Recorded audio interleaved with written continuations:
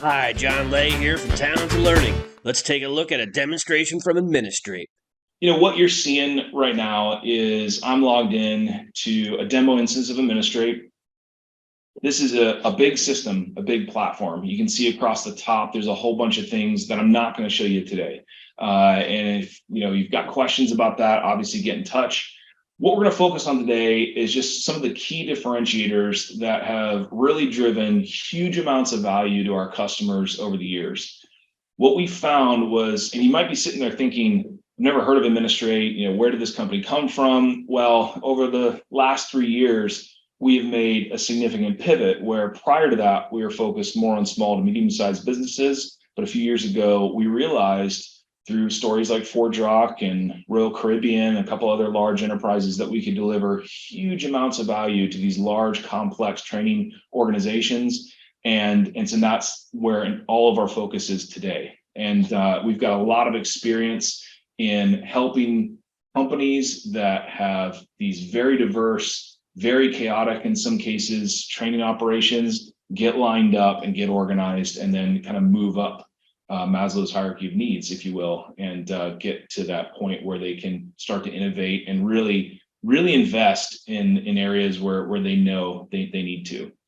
What I'm going to show you first here is a concept called a course template. And this is really fundamental to how Administrate not only works, but also how it's different from a traditional LMS. And I think I'm going to find we've got some really interesting courses here. Emergency landing procedures, that sounds good. Or tax shelters. Hopefully nobody from the IRS is looking at this, but we're going to go in and just, what is a course template?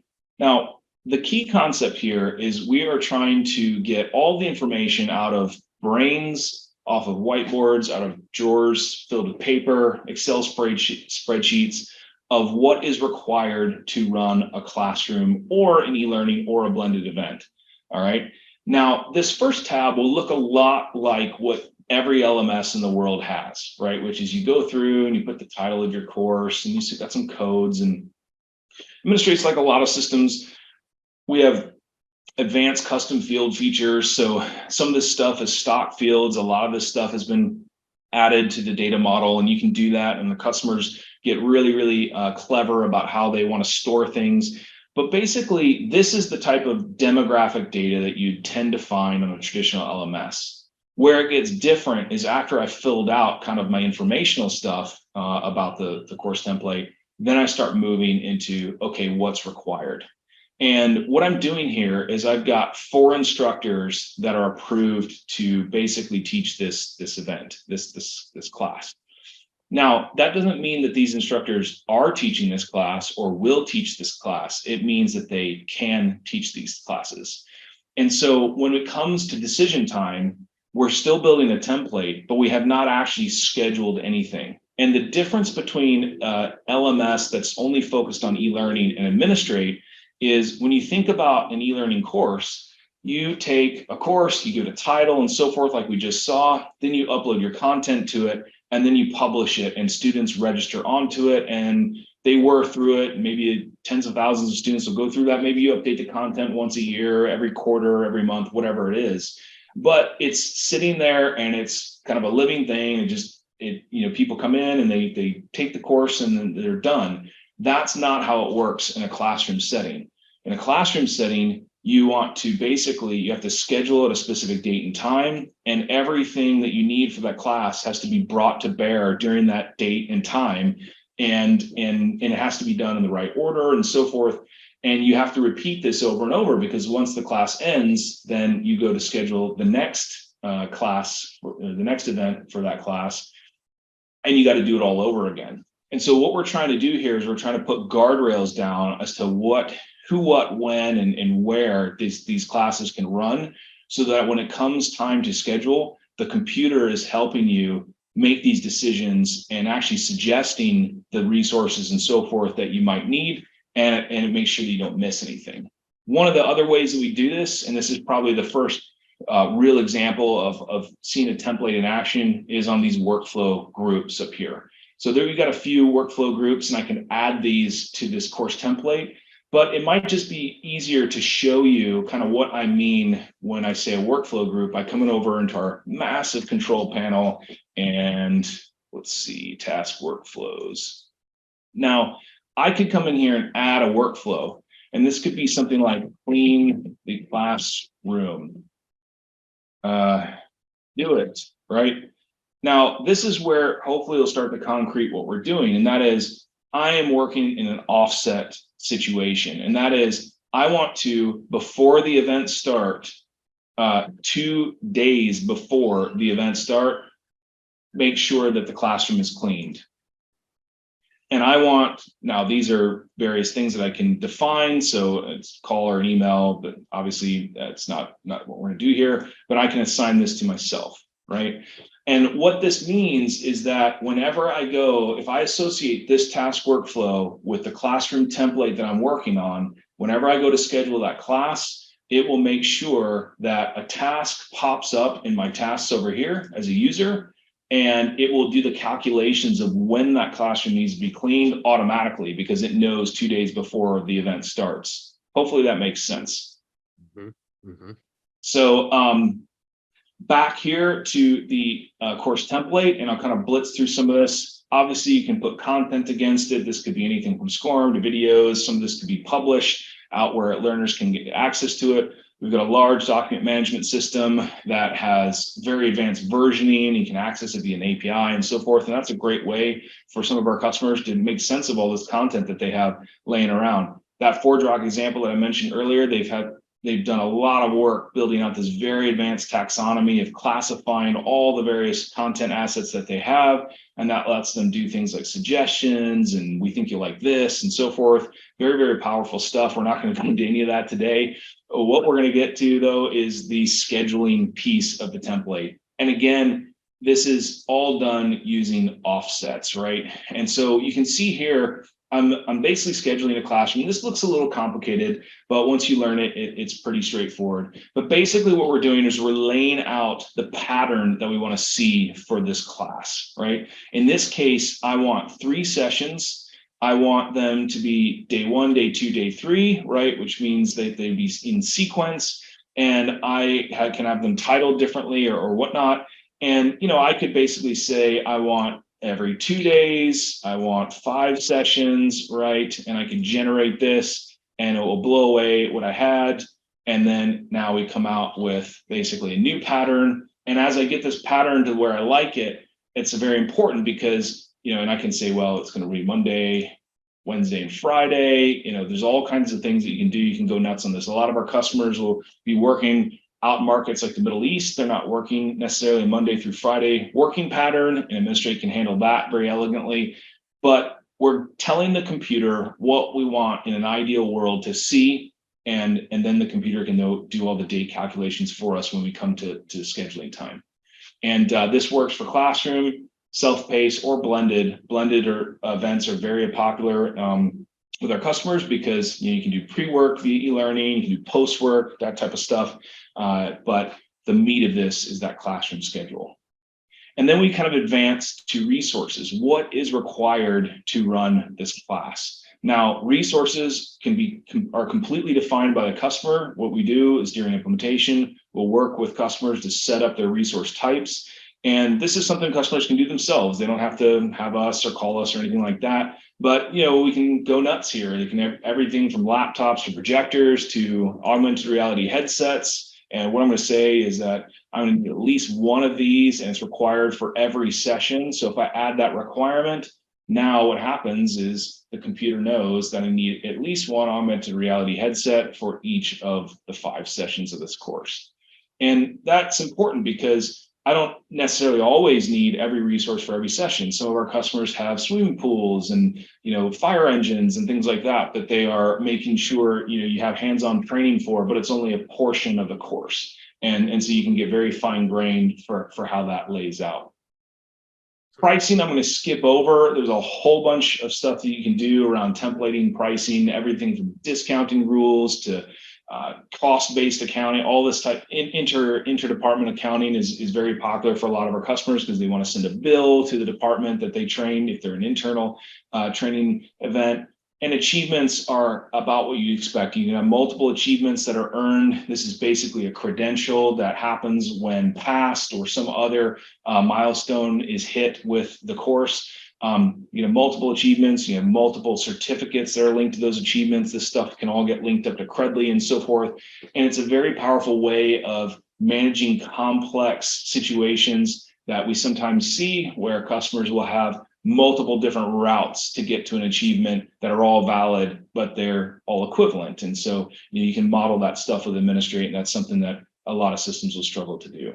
But basically, we've now got the basic info about our course template, who can instruct this, and what are workflows around getting things ready and so forth. What is the content, if any? What's the scheduling pattern look like? What resources require? How much does it cost? And how am I going to price it? And what do I get when I go through that? And that's the building blocks of what we need to now go out and schedule a class. And I'll just show you that really quickly.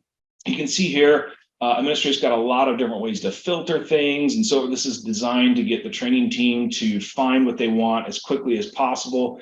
But I'm just going to go in and create an event. And an event in Administrate lingo is a class that has been scheduled, right? Now, there's a lot of stuff on this screen, but what I'm going to do is I'm going to go back to that public speaking course, and I'm going to select that from my course templates. Now, I don't have to use a course template. I could type all this stuff out manually, but that's not very fun. So I'm going to use Public Speaking 101. And you could see when I selected that template, it starts filling in things that it already knows, things like title, how many sessions there's going to be, and so forth. And then it's going to still ask me for a location, which is Atlanta. Once I know my location, and again, these can be set up as part of our implementation process, and you can always do all this setup yourself, and we'll train you on that. But basically, the locations will be linked to taxes and time zones and so forth. So again, the system is meaning that I don't have to remember all that stuff. And then I go down and I say, you know what, I really like it to start on Monday. And with that, 3 pieces of information: which course, where do I want to run it, and when do I want it to start. The computer lays out everything. And if I were to hit create, this would be up and running. It starts as a draft, but that's all I had to do. I only had to put in those 3 pieces of information, and then everything is standardized. And instructors get communication sent out to them automatically. And if I put students on here, there's a whole bunch of email communication and workflow around that. We're not going to go into that today, but that's just gives you an idea of how, when we go live with a customer, what we tend to hear and what we expect is that 80 to 85% of the manual effort required to run a class gets removed overnight. Because as you can see, I don't have to type any of that stuff. I don't have to think about it. It's all standardized. And that frees me up to go to lunch early or to do more interesting things. So I'll pause right there. But any comments, John, or I can kind of keep rolling. Keep going. It's interesting to see, just from all the viewers here that have learning management systems, know that you can't do. I mean, you have to do this every single time, and you don't get any recommendations, and you don't get any help doing it. You're just manually plugging this in. I want this on Tuesday and Wednesday, and you got to try to create that. And no LMS is thinking about all the interacting pieces here to knock out that administration. And that's the value. That's the value, because there's so much value in terms of money saved and time saved and risk averted, really, by just having all this hooked together and automated. Yeah, for sure. And there's a whole lot of complexity here that we're glossing over, that if you know, right? And I'll just give you an example. Me choosing that Monday to start, maybe there's a public holiday on the Wednesday, or maybe the business is closed on the Friday, right? Having to juggle all of those interactions between dates and people and so forth is really, really difficult. And Administrate will do that for you. You plug in your holidays, your instructors, they plug in when they're available and so forth.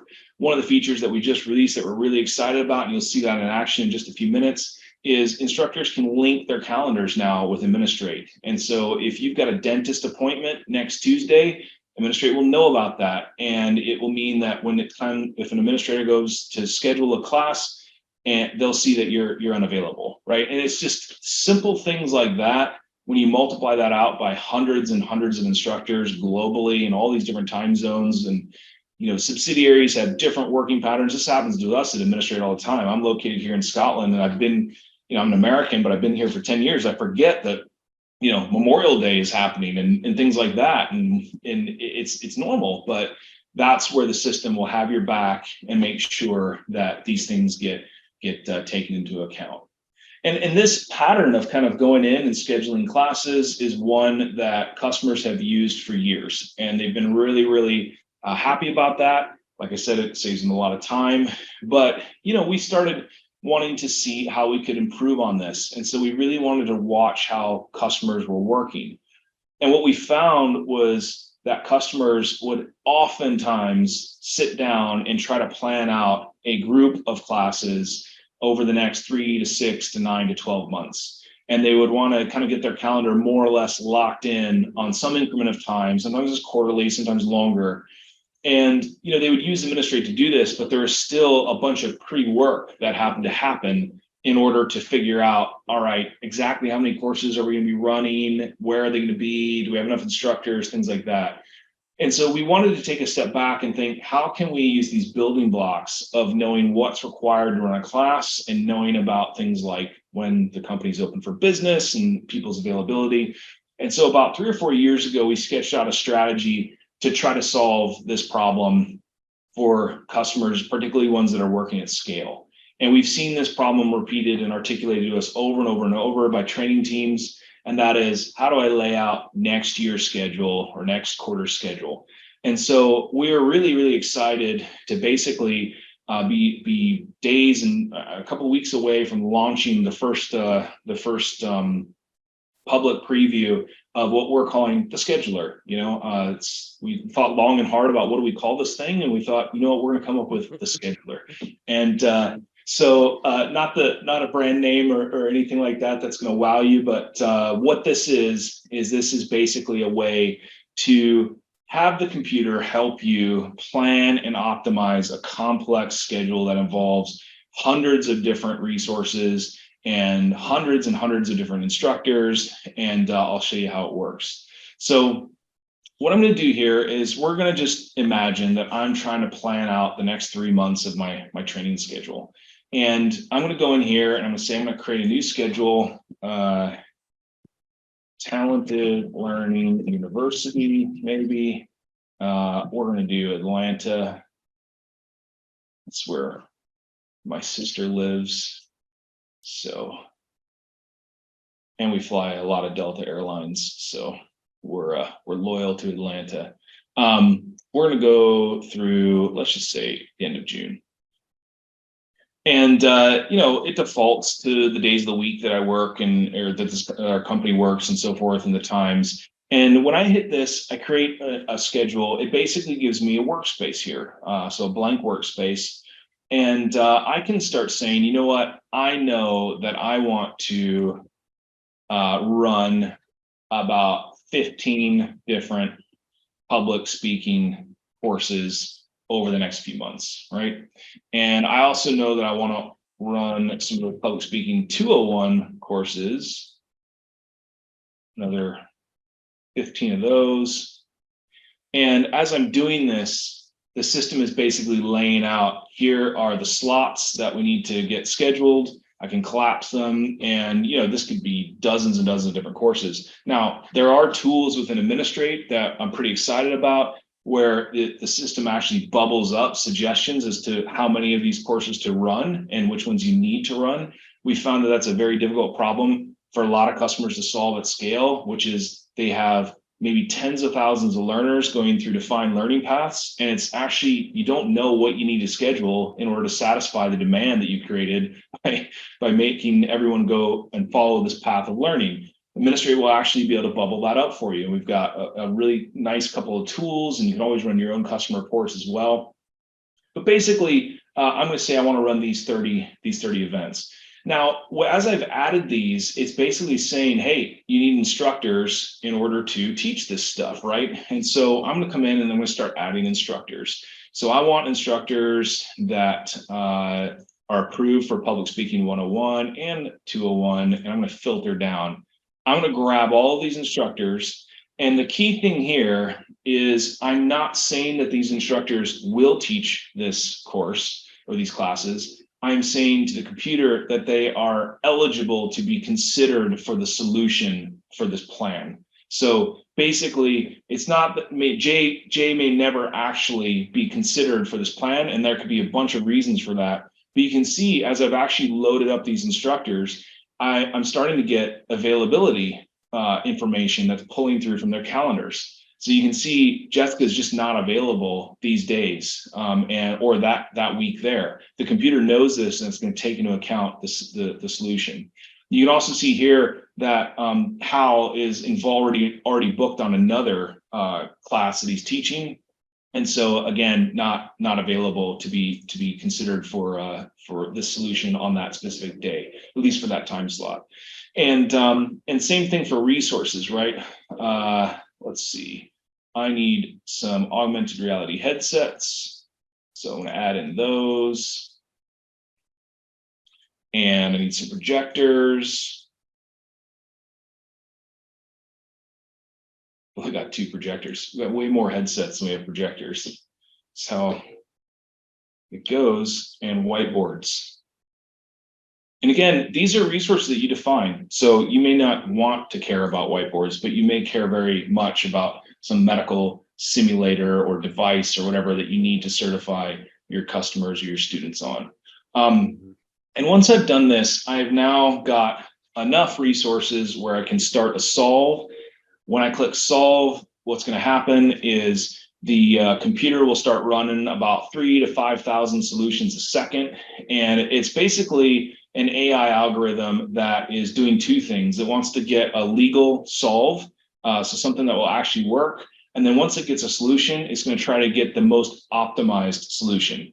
Now, optimized means different things to different customers and different environments. Some of our customers have very expensive pieces of hardware, and they want to make sure that every minute of that hardware is scheduled to the max, right? Because any minute that it's not being used, they're losing money. Other customers have the complete opposite view, which is they've got expensive instructors maybe, and they want to minimize the money and time that they spend on those things. It really depends on what you think in terms of your business or your operation, and we work with you to basically load up those types of optimization hints to the algorithm. But if I hit solve, what happens is this thing starts blinking away, and like I said, thousands and thousands of scenarios are being run, and then once the solution is acquired, then it will start to optimize, right? Now, sometimes this can take a minute or 2. Sometimes this can take 20 or 30 minutes. It really depends. What I thought I would do is I'd click over to an already solved schedule just to see what's going on and point out a few things. So this is a schedule. This is a plan that we came up with a few weeks ago.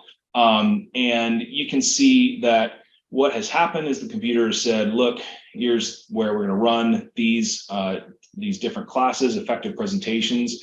We're going to run on a Wednesday and Thursday. This kind of split pill means that this is the first session, the second session. So, you know, things can run over sequential days and so forth. And one of the things that's important for us is we never want Administrate to be forcing its worldview upon you, the administrator, right? Because we all know how frustrating that is to have the AI overlord kind of making a dumb decision and you're trapped by this thing. So when we get a solution, we actually want to make it so that you can easily make changes, right? And so one of the ways you can do that is you can say, you know, I don't really want to use that I'll run that on the Wednesday. I want to move it over here to the Tuesday. And you can see that, one, it won't let me plop this down onto a day that's not going to work for this class. So like, for instance, I tried to move the first session beyond the second session, and it's not letting me do that. That's not a legal move, right? But the other thing that's happening is you can see down midway down the screen to Jessica Chambers, and the instructor. She is the instructor that is teaching this class. And if I move the class to a Tuesday, I need to move her to the Tuesday, right? And so her schedule needs to be updated. And this is the kind of complex interlinking of things that is very, very difficult to solve when you're sitting there with a spreadsheet in a dark room, wishing that you had a better way to do this. And that's the stuff that the computer will do for you.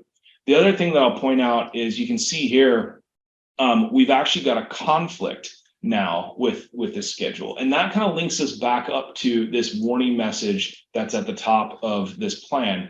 And that is, when we did this solve originally on the 14th of March, the plan was going to work. But since then, something has changed, right? Now, that could have been a change to the course template. Maybe somebody went in and said, actually, we need 3 instructors now instead of just 1, or we need a different resource. Or maybe the instructor went in and updated their calendar, or the resource got booked out. And, a lot of things can happen since we made this plan. What you can come back and you can reload up this plan, and it will still show you the plan, but it will point out where there are now conflicts. And that's a really important thing for training teams as they're going through this planning process, because as we all know, what tends to happen is you build out a schedule and then you send it around, and then you get an email back from Hal, and Hal Jordan, one of our instructors, is like, look, I'm really sorry, but I forgot to update my calendar. We're going to be on a holiday, in April of this year. And it's like, great, now I have to go and reshuffle this whole thing manually if you're doing it manually, or you can just come back and load it up and see where the problems are and adjust them or resolve, right? And so that's something that's really important. The other thing you can see is we've got an issue browser, and it'll basically identify how many issues you have, bring your attention to them, figure out where that conflict is, and then help you resolve it. So that's at a high level, but we're really excited about this, and we're really excited to be working through this problem, which affects all of our customers and pretty much anybody that's doing any classroom training anywhere. And we're really excited about the value that's going to bring. And it's just an example of all of the data that we hold within Administrate is brought to bear in order to feed this thing. We could take this scheduler and we could mail it to an LMS and give them the code and whatever, and it'd be very difficult for a traditional LMS to actually even hook this thing up, because traditional LMSs don't have these concepts of resources and instructors and availability and all that built in, because they've focused, rightly so, on their core problem, which is e-learning delivery, which doesn't have these challenges. So that's a scheduler. Like I said, we're really excited about it, and hopefully we can get this in the hands of more customers very soon. Impressive. I thought that maybe just for the last few minutes here, I could take us through a couple of other key differentiators that I maybe mentioned or I mentioned a little bit early on, which is a developer experience in reporting and analytics. So very quickly, one of the things that customers very quickly come to us is they get all this data into Administrate, they start saving tons of time, and then they want to run reports. And the good news is we've got a very powerful reporting engine built into Administrate as a first-class feature, and you do not have to contact our help desk. You don't have to do anything to build a report. Instead, you just come into our reporting engine, we create a new report, and away we go. Within this, basically the concept is you tell the system what data you want to find or filter on. You can add conditions, and this is the kind of a glimpse into our data model browser, right? So if you're listening in, you get a little bit technical. Basically, the data model is a relational database, and each entity has relationships to other entities. You can do all of these types of joins and so forth. And we train people on this, so don't worry about it. But you can just scroll down and see all the different fields that are accessible via the reporting engine. Every field that's saved within the system is accessible automatically to this reporting engine, including custom fields that you define. And so you can come in here and you can say, look, I want all of the companies, so I'm on the accounts entity that, have a town that includes Edinburgh, right, which is where I'm located at. So that would basically pull all the accounts out of Administrate that have a address with the town in Edinburgh. Then I can come over here and say, what do I want to see on my report? What do I want to see when I get these companies? And again, I can go into add output columns, and I can say, I'd really like to see the name, and I'd really like to see their ID and so forth. I can figure out the ordering of these fields that I want. I can group it by sections. I can do sorting, or I can just view the report, right? And this caret here will let me drill down to the underlying data entities that make up this row within this report. You can do a lot of stuff with this. You can export it. You can do CSV. You can download. You can set up a communication schedule where Administrate will automatically email out to an audience of your choosing a report on a schedule. You can hit this report with an API call and then take this data and push it into your dashboarding application. There's a bunch of stuff here, but suffice to say, it's very powerful.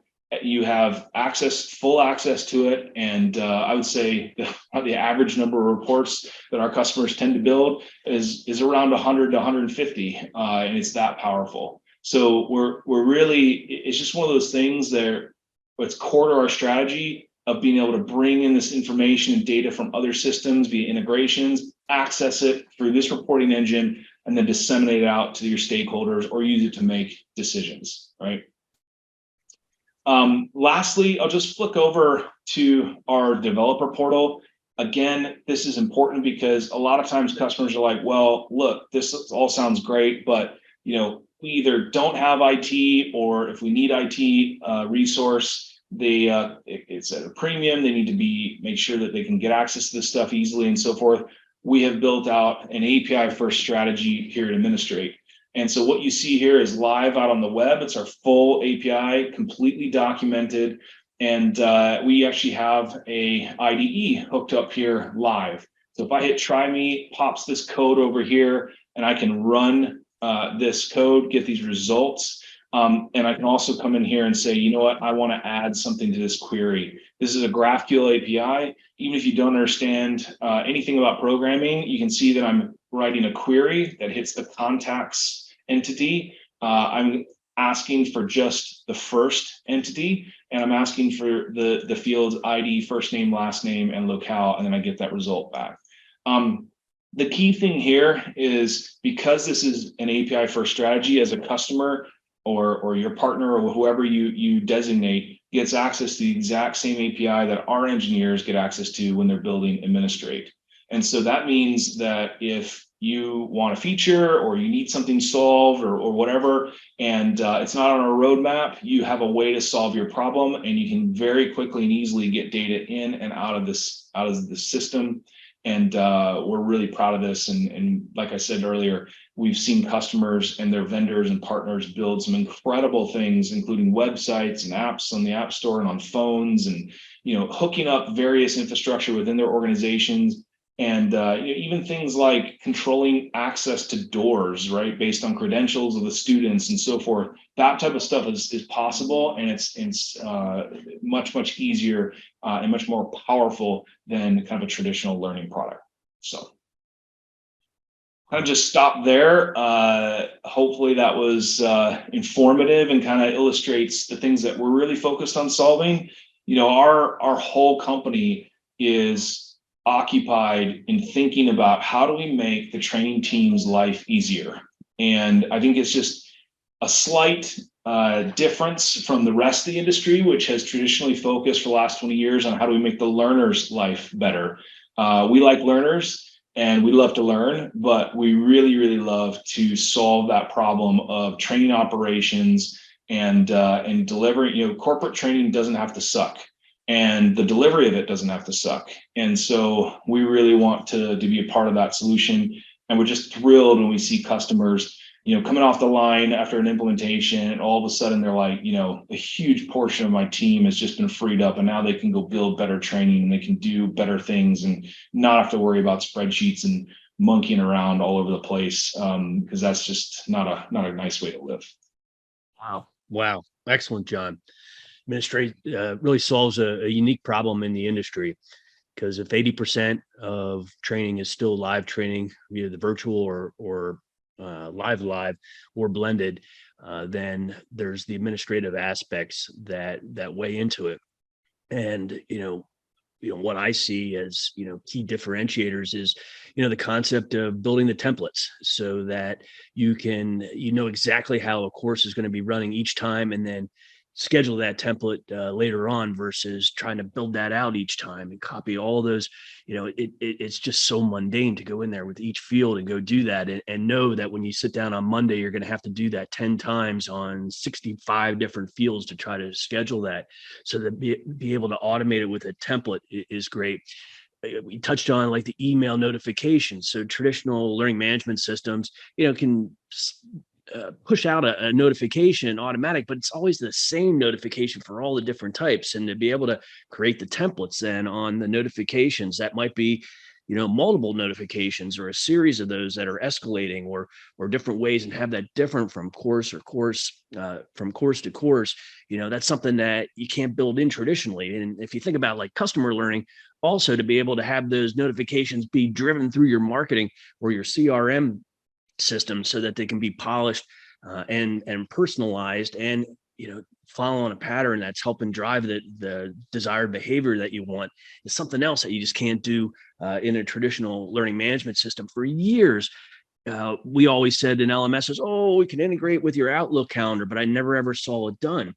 But that is so important because people are constantly, it's not even just the schedules of the individual instructors, but it's also the schedules of the rooms and where they're occupied, and all these different things that you're managing in other systems that typically the connection, the API is the human that has to sort all that. So be able to tie in just that calendar piece is so huge, because that's going to save like just tons and tons of time.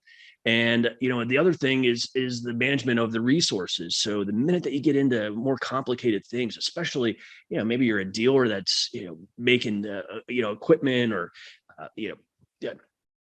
construction equipment or things like that, and you got to train people on how to tear apart that engine and fix a problem and do that, all those things, to have that ready and prepare that, as well as the concept of all the things that go into a training, or all the things that go into a webinar that you have to do before, during, and afterwards, to automate that and have that show up on your tasks is super interesting. But my favorite piece is, as a non-technical guy, it's still my favorite piece is the API infrastructure, to be able to build what you want and just hook all these pieces together. And so having you guys do it, or having the anybody that has the technical skills that knows GraphQL, it's a possible to just stitch these things together and tie all these different customer or out of the box or commercial systems together. Why? All to automate and to save time and money. And one story that you told last time that you didn't tell this time is just about having 500 instructors running around and trying to schedule 500 instructors in all these different locations and all these different courses to support a new product rollout, for example. Those things are just prohibitive in organizations. So is a small business need to administrate? Probably not. But if you're a global training company that's running different training centers and have dozens of trainers or hundreds of trainers around, you can't live without a system like this. Otherwise, you're just doing it with people labor, which is a hard way to do it. So in a big nutshell, that's what I took away as some key differentiators. And I think that we could probably spend about 3 hours, 8 hours getting and digging into all the pieces that we didn't look at today. But you fill a really unique space, a really unique need in the industry, that because it's not glamorous and because it's not shiny on the front end for learners, people tend to forget about how much money they're pouring down the drain with operational inefficiencies. And so almost alone in the world here, you're solving a problem that everybody has, and since nobody else can solve it, they don't realize how much money they're leaving on the table. And so it's nice to see your organization have such a financial impact, probably more so than just about any other learning technology system, because of those operational efficiencies. So in any case, great stuff, John. Congratulations on your company, on the 10 years, on growing through innovation, a unique space that you're all but competitorless, in this space, because you're solving a problem that's hard to solve. And just by looking at all the different pieces together, it's amazing to see it. Oh, and the scheduler, that automatic scheduler that's just about being able to be released is so cool. There's just like nothing like that in the whole world. So, John, congratulations. Thanks for coming on to the executive briefing series to show this. Listeners, if you want to see more of this, you got any of the problems that we're talking about, John and Administrate has different tools on their website. It's getadministrate.com, where you can start to tease out, all of these operational efficiencies and what you may be leaving on the table from a fiscal standpoint. And I'm sure John and his team would love to work with your organization to help you highlight where they can make a big impact. So there you have it. Everyone have a great day, and we hope to see you on the next one. John, thanks again. Thanks so much for having me. I really enjoyed it.